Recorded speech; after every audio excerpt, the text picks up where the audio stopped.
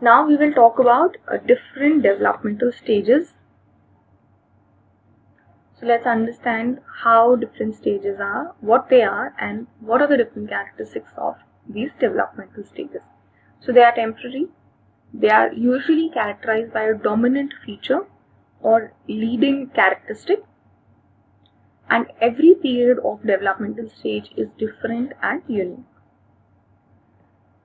Accomplishments of a child, of a person at each stage are the expectations of that stage of development, and they are also known as developmental tasks. So if an individual achieves that developmental task, then that person has reached that milestone. But if they don't, then they get fixated sometimes and they may have psychological troubles. So at every stage there is a goal, and individual vary in terms of how they achieve that goal, at what rate and what time do they achieve that goal. So these are the different developmental stages throughout the lifespan.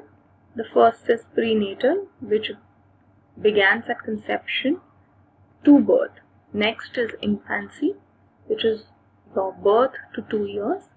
Early childhood, 2 to 7 years. Middle school, 7 to 11 years. Adolescent, 11 to 20 years. Young adulthood, 20 to 40. Middle adulthood, 40 to 60. And late adulthood, that will be 60 onwards. So these are different stages of life. Now let's understand the prenatal stage. So this is the time period from conception to your birth, typically a 40-week time period. Here both genetic and environmental factors are affecting our development. Prenatal development depends a lot on the maternal characteristics, the kind of nutrition, at what age, the kind of emotional state the mother is in. So a lot of it depends on what the mother is going through. If there are diseases or infections at this stage that are carried by the mother, then there can be adverse effects on the health of the child, or there can be a possibility of development of various prenatal problems, for example measles, HIV, herpes. So they can affect the prenatal development. So you can see how the growth happens in a prenatal period. So there's an egg, fertilized egg, and then that changes. So there are multitude of eggs. So this is the cycle of the entire 9 months that happens. Now let's understand what happens in prenatal stage other than the health of the mother that can impact. Other than that, there are also environmental agents that can cause deviations in the growth or the development of the child, which include your drugs, alcohol, tobacco, any exposure to radiations or chemicals if you are living near industrial areas, or any kind of environmental pollutants like carbon monoxide, mercury, lead. So if there is exposure to any of these, there is a high probability of having difficulty in the growth or the organ development of a child. There could be many dysfunctions, deformities that can develop.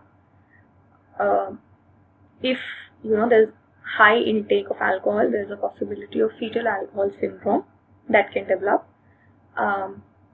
This picture is actually depicting how what are the features that get impacted in fetal alcohol syndrome. There's no low nasal bridge. There are ear abnormalities. Then there's thin upper lip, epicanthal fold. There's flat midface and short nose. Then there are short palpable fissures, indistinct philtrum. These are all the symptoms of a fetal alcohol syndrome. Next stage is infancy. Now here we will learn about first the motor development. So a newborn's movements are governed by reflexes. So they have these automatic inbuilt responses to different stimulus.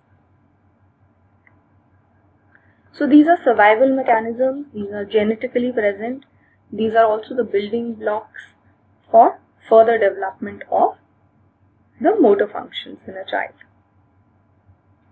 Some of the basic reflexes that are present in newborns are coughing, blinking, crying, yawning, and then physical motor skills include trying to grasp a thing, trying to reach out or something, trying to sit, trying to crawl or run. So these are some of the motor functions that are present in a child. So what are some of the major reflexes that the child learns in this stage? First is rooting. So turning their head, opening their mouth when they are touched on a cheek. So if you touch them on their cheeks, they will usually open their mouth, just like it is shown in the picture here. So this is something that disappears after say 6 months, somewhere between 3 to 6 months. Then there is something called mororeflex. What happens in mororeflex? If there is a loud noise, the child or the baby will throw their arm outwards, and then they are arching back, and then they bring the arms together as if they are trying to grasp something. This usually disappears in 6 to 7 months.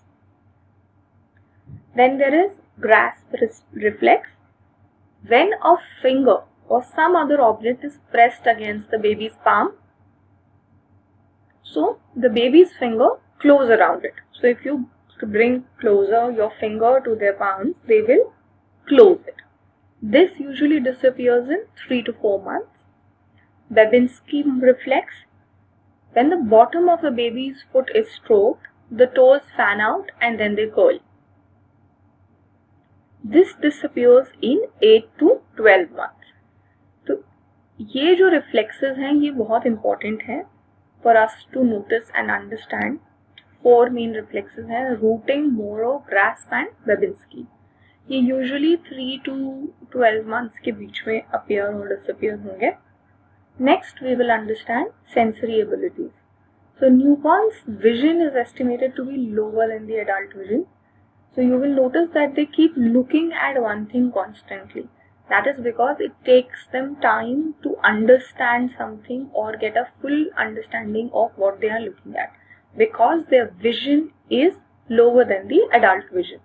But by 6 months and about a year, it improves like anything. It is growing in that time.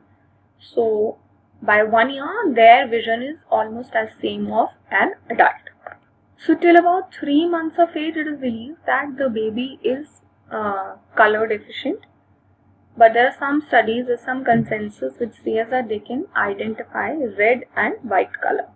So their hearing ability is intact right at the moment they are born. They respond to touch. They can even feel pain. They can smell and taste. So all the newborns can easily hear. Their vision is still growing.